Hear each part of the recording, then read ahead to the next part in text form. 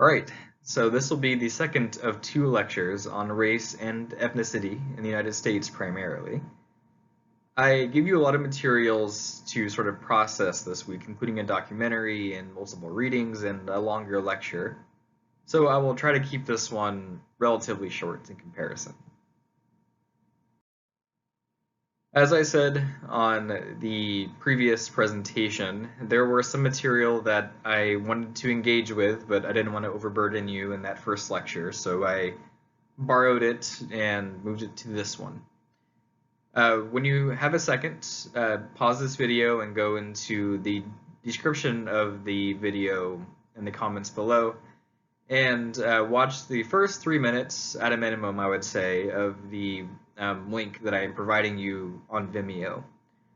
So watch that, and then afterwards, I want you to sort of think about what that video was trying to convey. And here are some statistics that may be of importance when we're talking about racial disparities in terms of health. So for instance, white women are about 14% more likely to get breast cancer than black women. However, black women have a 41% higher mortality rate, so death literally, than white women when it comes to breast cancer. Think about some underlying reasons this could be the case in terms of, for instance, what's called health literacy. Basically, do you know what to do when you have breast cancer? Are you even getting healthcare services that may, for instance, identify in the early stages breast cancer? And then what kind of treatment are you receiving, and in what clinics are you receiving such treatment?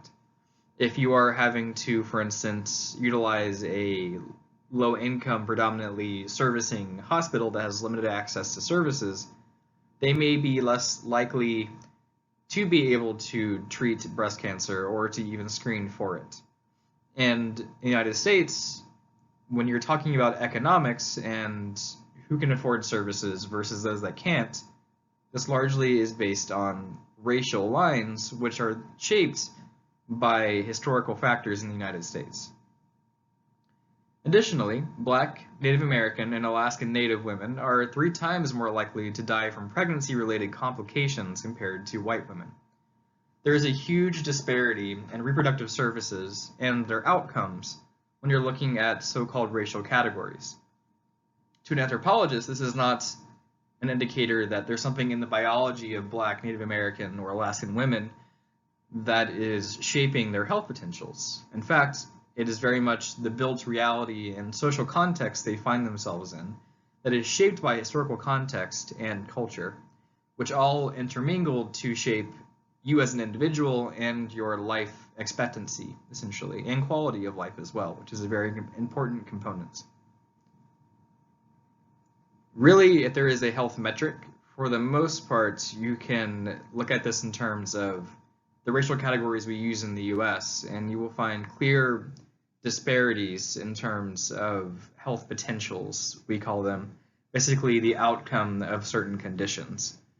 Morbidity and mortality across the board, for the most part, is shaped by racial lines, despite racial categories being social constructs and not biological realities. Turning once more to Gravely, the reading for Monday's lecture, he proposes some critiques of race and how they need to be refined.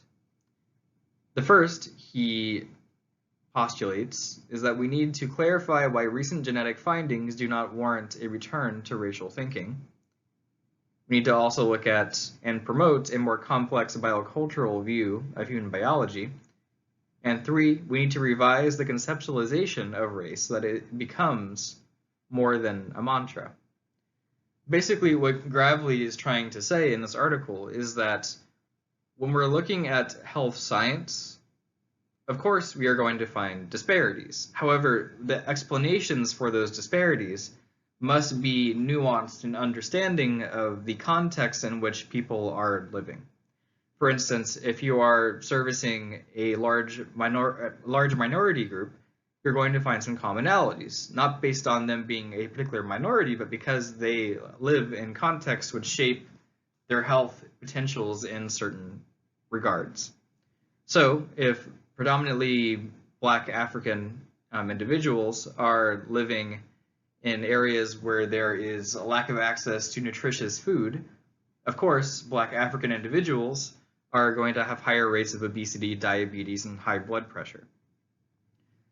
This is why Gravely says we need to promote a more complex biocultural view of human biology, because our built and social environment can have an impact on our biological health in terms of basically our life expectancy and life quality that may in turn be viewed, if you're looking from a certain perspective, as biology, or somehow this is a failure of someone's genetics. That is not what we're seeing. So we need to be really careful when we use the language of race when we're talking about higher rates of obesity or higher rates of violence, higher rates of nonviolent drug offenses. Nothing in our biology or our so-called race, because again, race is not a biological reality, shapes our lived experiences a certain way. It is more on how we are understood by the world and how we understand the world and our interactions with the world that shape our health, our wellness, and our larger participation in this cultural apparatus we find ourselves within. I have shown this quote on a previous presentation, but I want to revisit it here. Race is a means of creating and enforcing social order, a lens through which differential opportunity and inequality are structured. This perspective falls into what's called critical race theory. And critical race theory, or CRT, focuses on disparities, primarily in terms of racial disparities, in the United States, but also in other national or international contexts as well. And basically, critical race theory is a part of a larger paradigm of theories called critical theories that seek to identify problems and disparities and also find ways to acknowledge such disparities and also move past them towards a more equitable state of being. Critical race theory largely developed from critical Black feminism, which are interrelated perspectives that acknowledge, for instance, that the experiences of white women is not always going to be the same as the experiences of Black women. It was thought in the early stages of feminism in the scholarship, because a lot of the scholarship being produced and promoted was by white women, that feminist perspectives applied to all women. They basically were all collectively in a struggle together. To a certain extent, that is the case. There is the patriarchy, which disproportionately impacts women as opposed to men. However, Black feminists, who largely were not being cited by the so-called accepted basis of scholarship, were arguing that, yes, there are some shared experiences between women, but additionally, as a Black woman or woman of color, there are certain aspects of reality shaped by racism in the United States that shape my experience with being a woman differently than yours as a more privileged group of white women, for instance. This is a very important subject, and there has been a lot of movement in anthropology and other disciplines, including feminism, to promote the perspectives of those that previously were largely ignored. And this is an important way for us all to move forward and to acknowledge that everyone comes from a different perspective and background, and those aspects of who you are shape how you understand the world as well. So moving on to one of the readings. Again, I'm not going to engage too much with a lot of the material in the readings. I really just want to make sure that A, you're reading it, and 2, you're understanding what I really want you to get out of it for the most part. I can really get to A when you are submitting your reflection papers, but the B, basically your understanding of the reading, is really what I want to engage with here, and also how I want to see how you understood the material in the quizzes as well will be something that I'm keeping in mind, because again, there is a quiz coming up relatively soon, but you still have some time to catch up if you were behind on the readings or documentaries or lectures for that matter. So some key terminology here.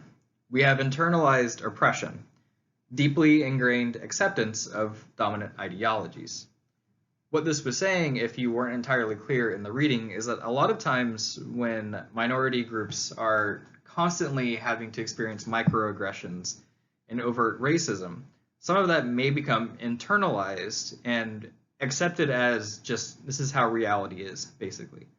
This is largely what happens for a lot of different immigrant or migrant communities that enter the US for the first time, especially for students entering the school system who are told that the lingua franca of America, basically the accepted and promoted language is English, and that any other language is somehow a detriment to your education because it may be a distraction, or you may have to basically split your time and your attention, which really isn't the case. Multiculturalism also is linked with multilingualism, which we'll get into later in the semester.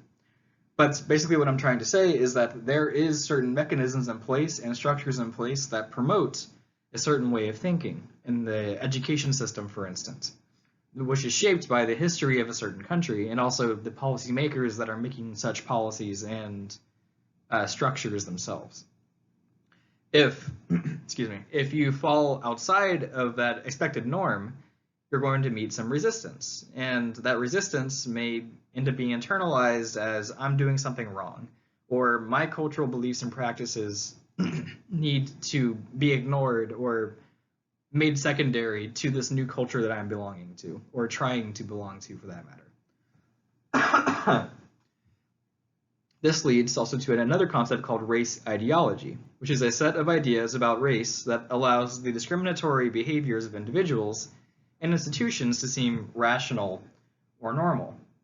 For Latinx and or other persons of color, their perceived deficit towards dominant ideologies is often attributed to race, culture, language, and immigration.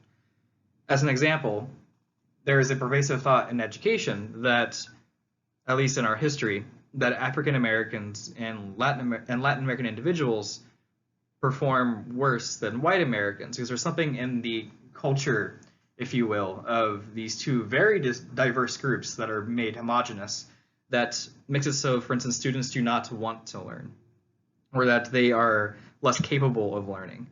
This is largely not the case. It's just you are basically having to enter a new system for the first time that is unfamiliar to you.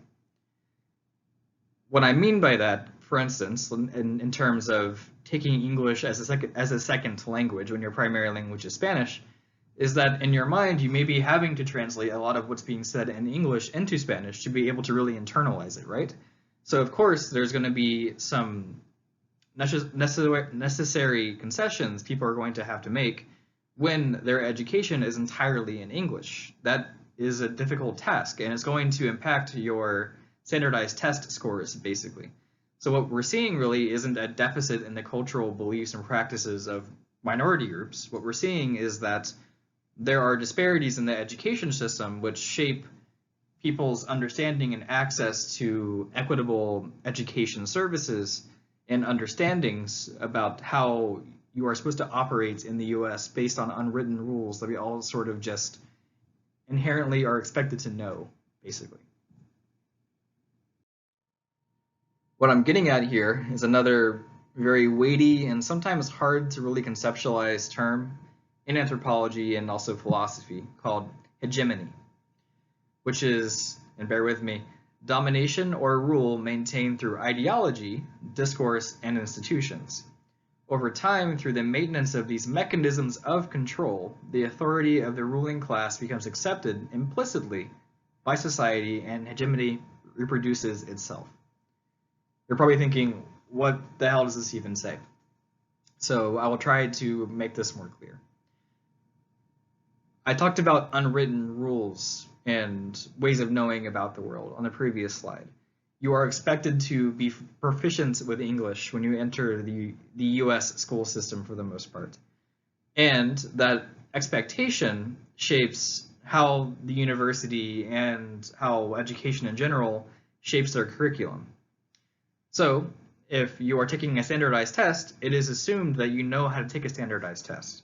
You have experience with doing so, and you know that this is a metric that is supposed to measure your ability in the classroom and also your grasp of the material. But again, if this is unfamiliar to you, this is not your expected unspoken norm, this could be jarring. Maybe you are better at, for instance, writing an essay than you are about rote memorization through bullet points. In reverse, for instance, in a lot of different cultures in Asia, there's a lot of emphasis on rote memorization. So being able to memorize a list of things and verbatim produce them onto a test. However, in the United States, there is also some emphasis on what's called critical thinking skills, which itself is a misnomer, which focuses on you being able to, for instance, write an essay and critically think about a certain reading or material. I'm trying to promote critical thinking in this classroom, and I don't put a lot of emphasis on rote memorization. So even there, I am, in some senses, committing, if not violence, a disservice to individuals that do not have this long history of being able to promote critical thinking and understand what that means in the classroom setting. So this is why I'm also having you write reflection papers constantly, probably. For some of you, you'd probably get the impression I'm having you write too much, because I'm trying to promote your ability to critically think about material. Because this is an important skill to have, not just in the US as part of the larger cultural system, but also being able to, for instance, read or hear something and pick apart their argument that's being made there. Because oftentimes we implicitly give power to authority. You give power implicitly to politicians to write policies that affect you. Yes? These are the mechanisms of control. They are, in the Marxist sense, they are the bourgeoisie and we are the proletariat in the sense. The bourgeoisie basically are the middle class or higher individuals that are the ones that maintain and reproduce social order, while the proletariats in the Marxist sense are the workers, the worker bees, as you may be able to conceptualize it, that work for the ruling class and accept their power implicitly. So we're going to be getting into Marxism in this presentation as well, because Marxism is a critical component and foundation of critical perspectives, including critical feminism, critical medical anthropology, and also other perspectives. So we're not going to be using Marxism as a sort of dirty word which is how it's often been conceptualized in the history of the US for very particular reasons in the US as well. So think of hegemony as basically just you giving power implicitly to certain institutions and certain individuals. When, let's say, you were able to go to class in person, you would sit at a desk and wait to be instructed at by the instructor. And you know, without thinking about it, that I should not talk when the instructor is talking, because that would be rude. They have the power and authority to lecture at me, basically. There is no rule written on a classroom wall that says these are the rules you must follow. These are the rules that you over time come to accept as the norm, and you don't think about it. It just becomes part of your overall expectations of the world. Here are other, probably more concrete examples for some of you in terms of hegemony. So the first one, we can talk about heteronormativity, a long word which means the unconscious ideas and practices concerning sexuality which also reinforce gender roles. For example, there are certain ways men and women are expected to behave. Think about last week. In the US society, largely there is this false dichotomy that says everyone is either a man or a woman. And there are certain ways of thinking and acting that belong to men and women. Anything that goes against that does not fall within our understanding of the world. It violates those expectations about how people should interact with each other. Additionally, heteronormativity also implies that men and women like the opposite. Men like women, women like men. This, of course, is not the case, but it is how policymakers, how historians, how doctors largely have viewed the world, and this shapes the sort of policies they reproduce. For instance, in some states, in order to be able to receive a hysterectomy, you must get the written permission of your husband. Why is that? Think about gender and power relations in the US, and also in terms of bodily autonomy. Heteronormativity is the norm. It is the norm in the US to expect individuals to be a man or a woman. These are the categories that we force ourselves to use because that's what we know of, and these are the words that we commonly use in everyday practice. There's nothing, again, in our biology that says we must talk about gender roles in terms of man and woman because gender is not tied to biology.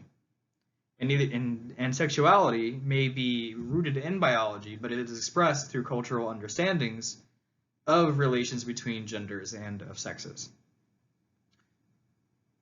The United States also largely practices what's called white normativity, which is the unconscious ideas and practices concerning whiteness that make it appear natural or the norm.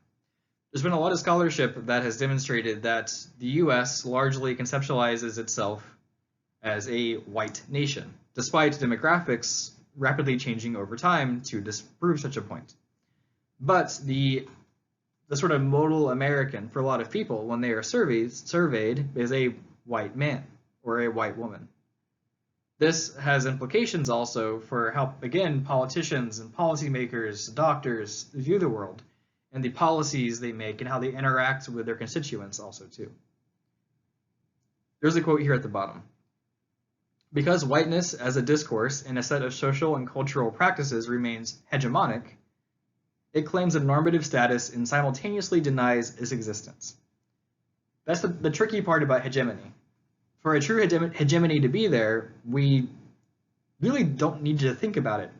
It's just something that exists that we take for granted. This is what the world is supposed to be like.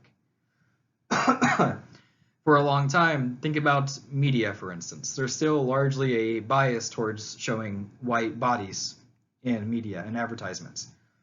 Excuse me. Hope I'm not getting COVID.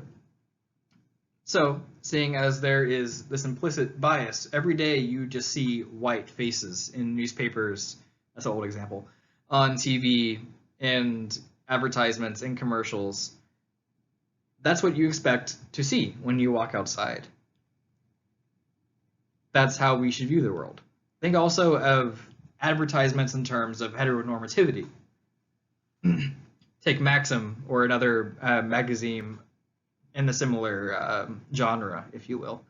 Largely, you see commercials or advertisements with men and women, and there seems to be some sort of sexual relationship or implication to this photo.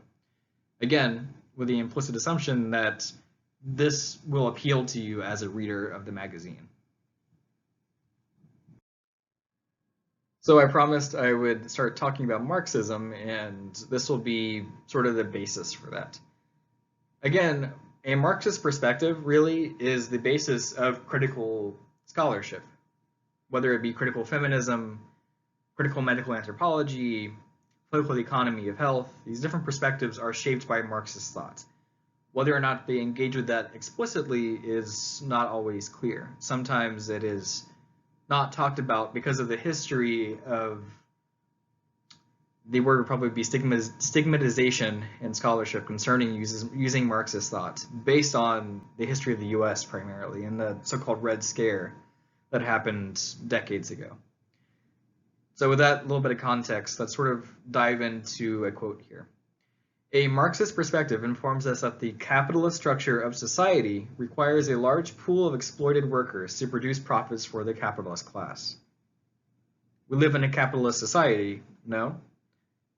Let's look about the on-the-ground reality of what that may look like.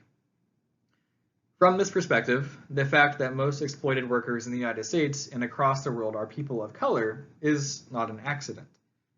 What this is trying to say is that the reason, for instance, minority populations primarily work in service industry jobs or do not access university educations as at the same rates as white individuals in the US, for instance, is based on a history of oppression, a history of disparities, a history of economic gaps that shape generationally even the potentials for people to move up and down this capitalist ladder that we conceptualize.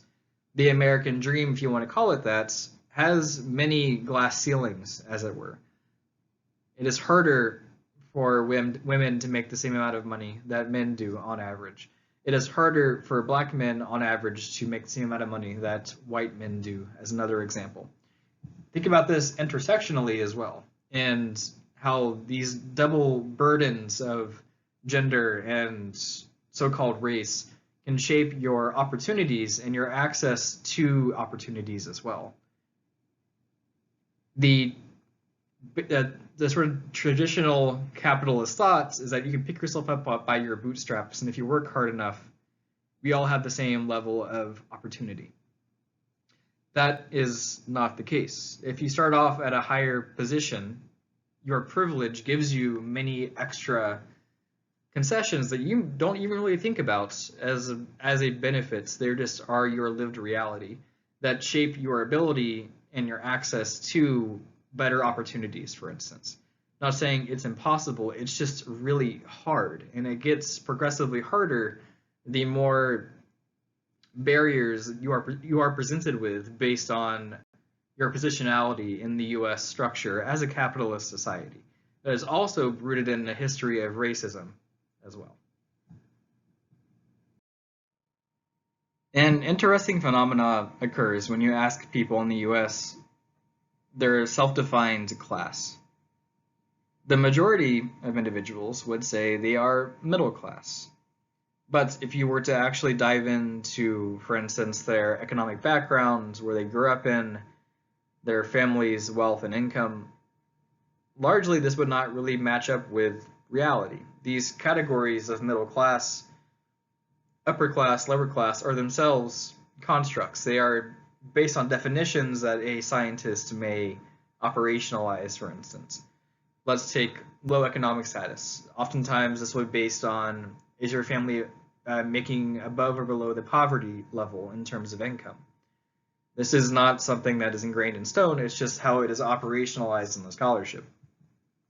But I also mention this because in this capitalist framework that we operate within, there is a perception that, for instance, if you come from a lower economic background, if you say you are lower class, people might judge you as you didn't work hard enough. In the inverse, if you say you come from a higher economic class or status, there may be a perception that you were born into this power and wealth and status. You didn't earn it in this capitalist framework in which you need to work hard, and that will make you a better citizen, will make you a better person in our society. But also think about how the media and how we talk about in general different so-called demographic groups. In the recent presidential election of Donald Trump in 2016, the media was oftentimes talking about a white working class or Hispanic voting blocks. Do all white people do the same things? Do they all vote the same? Additionally, should social class be defined based on one's relation to the means of production? Can you lump people together based on, for instance, them being of the working class? We're using, again, language from our capitalist society, but we're also tacking on different qualifiers to it. There's the white working class. You don't hear much about the black working class or the Latino or Hispanic working class. Why is that? How can we lump Hispanic voters into one monolithic, unchanging group that all votes a certain way? As we found out in the election in 2016, this is largely inaccurate. This sort of reductionism is often critiqued by anthropologists and other scholars that look at demography, because this so-called lumping of certain groups into a singular group often loses a lot of the nuance and cultural intricacies and multiculturalism that shape how people think about the world and their different perceptions and experiences, and what that may mean when you're trying to, for instance, predict an election result. I asked a question here too. Would race be more accurate? Should we talk about the white vote or the black vote? Because this often is done in politics as well. Would gender perhaps be a better block? Let's take gender as an example. It came as a surprise to many individuals that white women often voted for President Trump to be elected. It was thought, based on the politics of the time and the discussions at the time, that white women were going to vote for Hillary Clinton as a white woman who was trying to break the so-called glass ceiling, the first woman to become a president. So it came as a surprise when a lot of white women voters voted for President Trump.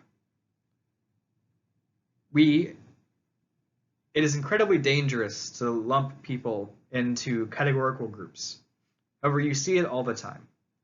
When you are filling out a survey or a census and you say you are, for instance, Black or African American, that census is now putting you in the block of African American or Black individuals of that survey. And if there's any patterns in that information, they will say, okay, on average, African Americans or Black Americans think a certain way based on the study criteria. But what is lost are the different perspectives that are also within there. Additionally, you may identify as a category, but someone else may identify you as a different category. Which is more right? Is there a right answer to that? What I'm trying to argue is that you need to be really cautious when people are talking about this is what white men do, this is what Black women do. Because that reality may be shaped by faulty information, and it oftentimes is.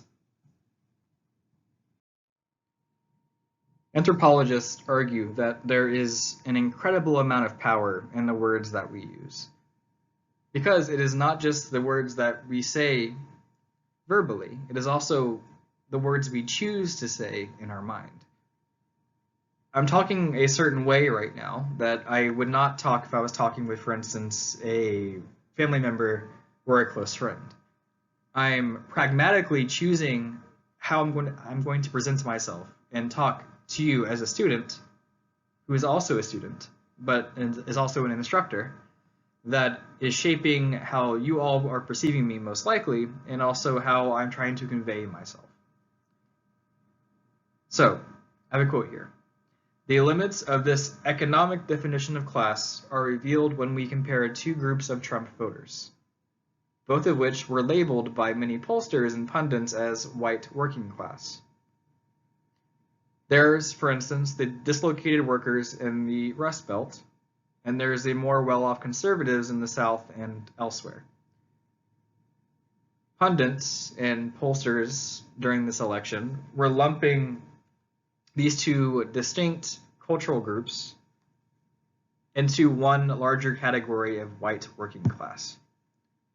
And just as with the example of white women voting for Trump, there was a lot of surprise that came from this election. This election taught demographers and other social sciences a lot of things about how the world works, and that it is incredibly hard and incredibly dangerous to make assumptions based on a category you yourselves are defining and putting people into. I said I would keep it short, so this is the last slide. You're welcome, probably. Although the working class is often stereotyped as comprising white male industrial workers, it also includes African Americans, women of a variety of backgrounds, and other groups. That being said, of course, whites have also been severely impacted by economic conditions in this country, including in their overall health and mortality rates. All that being said, you really can't separate politics, economics, and culture, as I mentioned earlier. Racial ideologies and health concerns are intersectional issues comprised of each of these factors. You may be of the working class in terms of this capitalist label we put on ourselves, but your positionality, for instance, as an African American or as a woman and or as a white individual, can shape your expectations of the world and your opportunities that are available to you as a member of the US society. What we're really trying to get at here is that life is messy, and when we try to boil things down into neat categories, some nuance is lost. And that nuance is important context, because without it, we may be making dangerous assumptions about how the world is based on a history that is very problematic and rooted in racism and sexism and heteronormativity and white normativity. We need to start breaking down those built barriers and understand the role of context and history when we're talking about multiculturalism and issues related to disparities that shape health in the United States and also elsewhere. We're focusing on the US here primarily because that is what this class really is intended to do.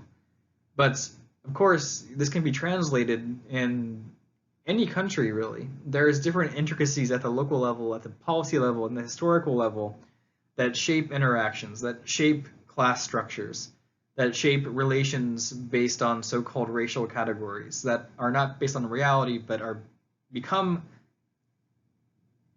internalized and become consequences, very real consequences, based on our interactions with each other on a daily basis.